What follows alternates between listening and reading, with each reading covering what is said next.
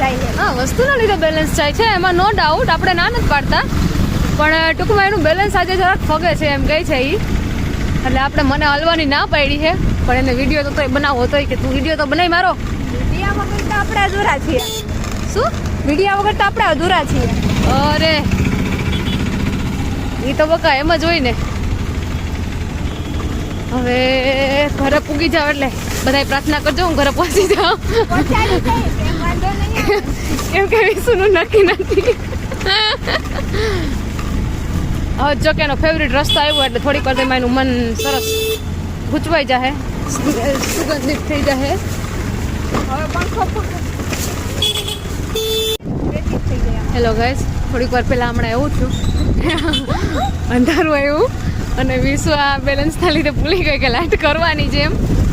જરીક આગળ ગયા ને પછી મેં કીધું ગોલી લાઇટ તો કર, કે હા એની લાઇટની સ્વિચ બધું આમાં એટલી વાર લગાડતી હતી ને કે પછી અમે અંજવાડામાં આવી ગયા. તો મને હસવું આવ્યું, તું કેમ ભૂલી ગઈ આજે લાઇટ કરતા?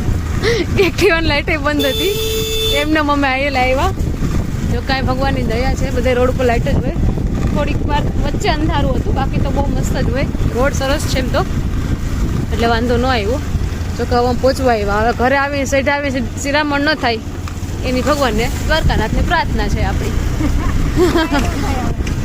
કાંઈ થાય તો નહીં, તું તો બધું કે કાંઈ ન થાય એમ.